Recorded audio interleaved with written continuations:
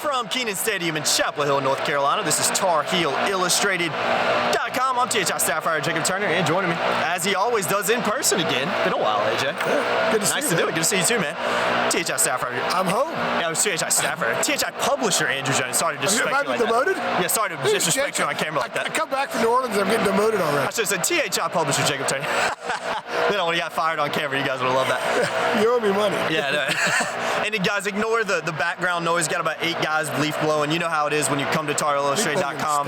There's some kind of background noise going on over here. So, and just to add this in, this place has been silent for the last 2 hours. As soon as we hit record, that started going on. So has the game been over 2 hours? Just about, I think. Yeah, feels like it. We had in-person interviews. Yeah, I know, which was nice, great. which was fantastic. So, guys, this is kind of going to be a 3 things and more in here. So we're going to hit on a little bit more than 3 things in here because there's a lot of things to hit on from Carolina football's 2022 spring game. Just ended, like I said, about 2 hours ago. A lot of things to hit on. Let's start with the offense, AJ. Okay. I took a bunch of ISO videos of offense. That's kind of what's fresh on my mind right now. We had our Kevin Roy, other video guy, doing defense, so we'll have a bunch of ISOs to run out. But I mean, a lot to hit on offense. I mean, there's so many things running through my head. I mean, the quarterback battle's one. I think you saw Criswell and Drake May do some nice things today. Even saw some Connor Harrell in there do a few nice things as well. A lot of different guys at running back. Thought Elijah Green looked really good today. Got a lot of reps out there. George Pettaway, a freshman, got some reps. You know, Kamar Evans, even at the end, got in there and did some nice things as well. So let's hit on those 2 position groups first, and we'll move on to some other guys. We'll hit on the O-line, Zach Rice, and other stuff too. But any kind of initial takeaways from what you saw from that quarterback and running back position in particular? Well, the first thing is, people always got to be careful to read too much into the spring game. I've used this example many times before, and I set it up there again today. And you're probably sick of hearing this already, because it's like your 4th go-around with me. I'll never forget covered NC State spring game. After Russell Wilson's redshirt freshman year, they had 4 quarterbacks, and he looked like the 4th quarterback in the spring game. So that's the moral of the story. Yeah. Spring games they can tell you something, but they don't really tell you anything. Exactly. Yeah. So with that being said, what we did see that we can take from it today that is absolute is that they don't have a quarterback problem. No. They've got really talented kids, and Connor Harrell's really talented. But Jacoby Criswell, and we got Jacoby and Drake afterward with interviews, very impressive. These are high-end smart kids. These are high-end talent kids. These are high-end film study kids. These are high-end hang out in Phil Longo's office for 6 hours kids. So guys, yeah. All the stuff that everybody got comfortable with about Sam Howell, as far as being a gym rat of football, both these kids are that. Mm-hmm. So we get that out of the way. Man, they can both throw. Drake is smooth. Yeah, he is. I mean, he's smooth. He is. When you look at Drake May, you can't help but say, wow, that guy's a future NFL quarterback. He's impressive in person on the field, like when you're beside him, too. Yeah, and I'm not saying that to put all kinds of pressure, because he's already got a lot of pressure on him, because other people have been saying that. Criswell doesn't look like that initially as much, but the way the game has changed, absolutely. I mean, these are the 2 guys that can start for good Power 5 teams in 6 months. Oh, absolutely. One of them is going to start here. Now, Mac has kind of bounced around saying that he might have to play them both. They might kind of let this thing play out into the fall. That could happen. It's not ideal. Adam Smith asked a great question today about, have you begun conversations with Phil about putting in some kind of a plan to use 2? And they have not done that. And they're not going to do that until they absolutely have to. They want to give these kids time to separate. The good news for Carolina fans is that as good as Drake May is, and when I talk to people behind the scenes, they rave. They say that there's a higher end there than what they've seen around here before, that Jacoby's right there with him. So that means that whoever ends up winning this job, they're pushing each other at a high level competitively right now, and we saw that today. In fact, Drake comes out the first series as a stall, Jacoby gets a score, Drake gets a score right after that. So these guys are competing. There's a healthy respect there. They're pushing each other. They're making each other better. And they're going to do that over the next 4 months going into fall camp. They're going to do it at the beginning of fall camp. And I think ultimately a decision will be made before Florida A&M. But whatever decision they make, I think this program's in good hands. Yeah. They do not have a quarterback issue. No. I don't buy in to the theory that, well, if you have 2 quarterbacks, it means you have none. Here they have 3. One of them's going to take some time because he's young, but Connor Harrell is as smart as any dude you're going to find on a football field. Yeah, absolutely. And he's got a great deal of talent. So life after Sam Howell is going to be okay here. And that's not based on just today. It's just based on a lot of things that I know, a lot of conversations I've had, and then what I saw today reinforced that. And I was at practice Thursday morning. What I saw there reinforced it as well. Yeah, definitely. Let's talk about, we'll hit on running backs and O-line kind of together in this one. Because I thought we saw, so I already hit on the running backs a little bit. I thought everybody that we kind of saw today looked impressive. It's hard to kind of read into stuff right now because you're going to see a lot of guys getting reps that might not get reps in the fall. Offensive lineman-wise, though, I thought the O-line looked pretty good. I mean, Zach Rice kind of being the guy that everybody's talking about, 5-star freshman coming in from my hometown of Lynchburg. Shout out Lynchburg. I had to get that in there real quick. I thought he looked good. I shot an ISO on him, AJ. First series, I was sitting right over here behind this end zone. And I think it was, I believe it was Drake at quarterback, and they marched down the field. And Zach Rice, I shot him the whole way. Looked comfortable. I mean, he didn't look out of place. He's not as physically big as he was in high school compared to guys because he just was so much bigger than everybody, but he still doesn't look out of place out there. He still looks like he belongs. So I was very impressed with what I saw from Rice out there. I thought we saw, we'll tie receivers into this for time purposes because we could go for an hour on this. I thought we saw a bunch of different receivers get involved too. You're going to have guys step up. Bryson Nesbitt being one of them, lining up in slot as like a tight end. He's absolutely fantastic. Did an ISO on him as well. He was fun to watch. Gets over the field. Spectacular athlete for a guy his size. Shout out Dina King for calling it. He said she said from day one he was going to be big time, and I think she was absolutely right on that. So let me jump. Yeah, you got to listen to Dina. Seriously, she knows her stuff. When it comes to recruiting, man, and it's not just him; it's a lot of other guys. But she was all over it during the COVID summer. Yep. Andrew Bryson Nesbitt can play wide receiver, and damn it, he's out there running in slot at 6'6" today. Yeah, he's big time. Like I said, there's a ton of different things to hit on. So, what are your thoughts on those three guys in particular? Kind of looking at that running back room, and then Zach Rice and Bryson Nesbitt at wide receiver. Well, where do you want me to start? Start with the running back. Okay. Well, they have a lot of running backs, and this is another situation where Mac has been very positive about trying to find guys because I think they feel good about the talent they have.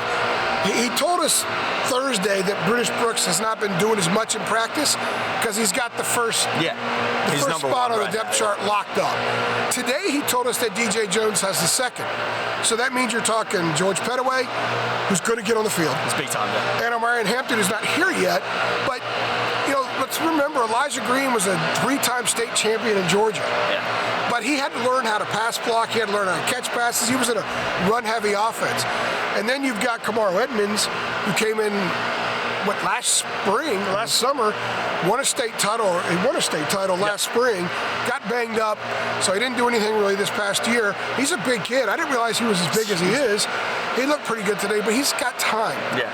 I think DJ Jones in there as well. DJ Jones got the number. And DJ Jones, if he stays healthy, I love him. I like him too. We've been talking about him for 2 years. He would have started the Orange Bowl if he was healthy. It's his injuries, yeah. But he's injured a lot, and at some point you got to stop getting injured. You can say, well, it's not on the guys, but at some point they have to know. You have to be reliable. Part of being reliable is being healthy. So if all things are positive, DJ Jones is healthy. He's going to get a lot of carries. He's going to be a big part of what they do. I think George Pettaway is getting on the field. I think so, too. I asked Mac about him today, and I can't wait to go back over what his answers were, but it was about Pettaway getting used to the speed and the physicality, because Mac said, he's a great practice. He's been breaking long ones, didn't break any long ones today. But you could watch with his shiftiness. You could watch when he spins. He spun a couple times to would have been maybe a 1-yard gain. He turned it into a 4-yard gain. The fact that he could cut. He had one time where it was like a 5-yard run, hits the hole, it starts to close, and he spins and then cuts, darts. Great vision. Super smart kid. When I first saw him, when you and I were at that camp in Virginia a couple years ago, we talked about there's some Michael Carter in this kid. Absolutely. And there's some Michael Carter in this kid. And Mac even said today, he's stronger than he looks because he's so quick and he's got that whole elusive thing. When you look at him, you're like, that guy can run fast before you even see him run. And then you see him run, you're like, that guy can run fast. Confirmed. But there's a physicality that got better during the spring camp. And one of the things I asked Mac about, do you anticipate the more he gets popped? And they hit a lot this spring. The more he gets popped, the better he's going to be at that stuff. Those 4-yard runs after a bounce and cut are going to be 6-yard runs. And then eventually, boom, you break through. You fend off a tackler, and you get the second level, and you're home. So I think he's going to be that kind of guy eventually. I think we'll see some of that this year. And I think they're in good shape at running back. They just don't have the obvious Javonte and Michael now, but you don't have to have Javonte and Michael. You have to accumulate the yards, and you have to be able to run between the tackles. And in practice the other day, they spent a lot of time doing inside runs. And I think it speaks to a lot of the physicality that they've emphasized in spring practice. Nothing speaks to physicality more than the inside runs. That's a fact. And Petaway broke one there.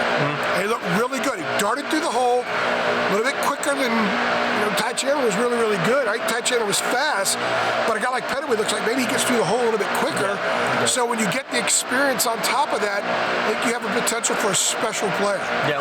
And Caleb Hood, by the way, is out. Forgot about Caleb Hood. Didn't play, didn't was dress not dressed today, out today. Let's hit on real quick. We'll move on to the defense in a second so we don't go forever. You want me to do OL and Nesbitt? Yeah, hit on OL real quick and Nesbitt. I'll hit on Nesbitt real fast. We're sitting up, Dina's sitting next to me to my right. I got Brandon Pete on my left. I'm like, good Lord, he's 6'6", and he's lining up in slot. He's an athlete, man. We were told that might happen, and Max said the other day, we have a little bit more on on tight end, but they have Morales. Yeah. Copenhagen had a touchdown pass. I believe it was either that or like right at the 2-yard line. We're still right at the goal line. Yeah. And they used him in some stuff last year, and I'm looking out there and say, okay, you got 2 tight ends, but only 2 other receivers. Nesbitt's playing receiver. I've been using the Eric Ebron comparison for Nesbitt a lot because that's who he reminds me of. Well, Josh Downs said Kyle Pitts. Okay, I can see that too. So, just for UNC kind of Ebron. Yeah, he's just got this big. He's got a unique package. He was a really good high school basketball player. He's that kind of athlete. I asked Josh, what kind of athlete is he? And what kind of receiver is he? And with the athletes, like first thing he said, he's a basketball player, 6'6", he's bouncing. So you got that. That's a great way to describe it. And then he said Pitts is a receiver. You got that. Yeah. So that's pretty high. That's pretty high praise right there. High praise. Nah, he's big time. He's big time. I think he's going to break out this year. What I got out of seeing him today, I don't even know how many balls he caught. I didn't care. I just want to see where he lined up. I want to see him in motion. And that's stride. Go watch the game again on the ACC Network. Watch when he's in motion. Have you ever seen a guy in motion with that kind of stride? Yeah. Impressive stuff. I was following around the camera, kind of blocking across the field, and I'm struggling to keep up with him because he's a lot faster than he looks. I mean, he moves like a receiver out there. He's a fantastic athlete. What about Zach Rice to hit on him real quick? Okay, so I'm at practice Thursday. Throw it back. Thursday. Yeah, well, because I spent a lot of time with the offensive line. I want to watch Big now. I want to watch the changes in how they approach pass protection, which, by the way, they're getting up into guys immediately off the snap a little bit more in pass protection now than they were under Stacey Searles. So, but I'm looking at these guys and I'm thinking, okay, you got a left tackle in Austin Richards who's be 23 this season. You got a left guard Montillos who'll be 23 this season. You've got a center in Gaynor and a center in Anderson. They'll be 24, right? Gaynor's already 24. Yeah. Right guard, you got Kieran Johnson, who's 24. You've also got William Barnes working at right tackle and right guard. He's 23. Then you got Zach Rice, who's 18. Yeah. And he fits in just fine. He doesn't look out of place. But the thing that jumped out at me that really struck me on Thursday, and I saw it more Thursday, I didn't look for it today up in the press box, the way he interacted with the other guys is as if he's been around for a couple of years. Yeah, he looks comfortable. I mean, they totally accepted him. These kids want to win. They have preached competitiveness in winning drills, defense versus offense, all spring. So these kids collectively want to win, and I think that they believe that in time this kid can help them win. Now, Spencer Rowland is not here. So we don't know how that's going to work itself out when he gets here. Max says, we're only taking transfers that are going to start. We're not taking transfers that are going to sit. See what happens. But what we saw from Zach Rice today, what I saw Thursday, if there's a freshman rarely get on the field of the offensive line, but if there's one that can do it, he's the kind that can. Yeah. In this program, with his skill set and with his intelligence and his grind and the fact that this kid's a mauler, but he's athletic. And that's what they need, because they weren't as athletic on the offensive line last year and the year before, which is why the sack numbers were high. You had a little bit more athletic ability, and I'm hearing great things about Travion Green. Yeah. They're going to be a little bit better in pass protection. I think this kid is a future NFL guy, and you're going to see him on the field in some capacity this season. No doubt about it. Has to be. We'll hit on the defense real quick. I know you guys are doing some podcasts, believe it, over the next couple of days. You, Brandon, Dina, kind of hitting on offense and defense. They'll go a lot more in depth. So for time purposes on this one, because I only think I got about 28 minutes of recording time on my camera anyway. I hate for this thing to shut off. Let's hit on defense real quick. We're not going to dive into too many specifics, but Obviously, you got Gene Chizik, new defensive coordinator, Charlton Warren out there. Whole new, you got a completely new scheme, completely new way of playing defense. What did you see in that respect, and were there any guys that maybe stood out to you today that maybe surprised you a little bit, or just in general? Well, Des Evans, and we had Des Evans afterward for an interview, and he said that, I got to get the right quote, but he said, basically, I'm doing what I was born to do on the football field. Let's put a hand on the ground and go get the quarterback. Yep. He said it was a big challenge having to cover. And then we got Cedric Gray, and we were asking him about, I think I asked him about Des as well. They're running videos in here now, of course. And Cedric said, we'll probably get copyrighted Cedric now. Gray said if you were to create the perfect rush end, defensive end in Madden, it would be Des Evans. He's like, I don't think 6'7" guys should be covered in pass protection. Or covering in pass routes. Isn't this great? They're doing all that. We're doing this. Oh, they muted it for us. So Des Evans, the guy that people thought he might be when he committed and signed, we saw a lot more of that guy today than we did in the last 2 years. Yes. Again, it's a spring game, and he beat Wisdom Asabar on his 2 sacks, and Wisdom is in a developmental process, but still the quickness and the dart and the nose for the QB, not wasting any movement. And the simplification he talked about, I think that's a huge positive.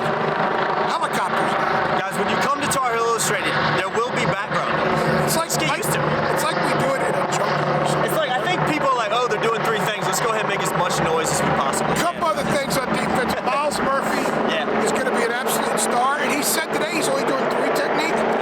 We thought that he was bouncing around a lot, but they've kind of settled on just 3 technique right now. That's a good sign. That means they've got dudes.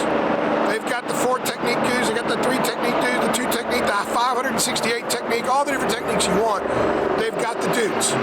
And I think that's a real big positive. They have numbers. Some of the guys weren't out here today. In fact, a lot of guys on defense that you're going to see in the fall. Yeah, a lot of guys out. We're not out here, which is one reason we're not going as depth about the defense.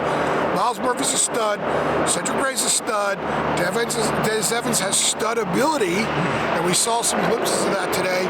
And they kind of all do the things that you need. The run stopper, the quarterback getter, and then the dude who's kind of commanding the defense. They've got a lot of parts, and they're simplified.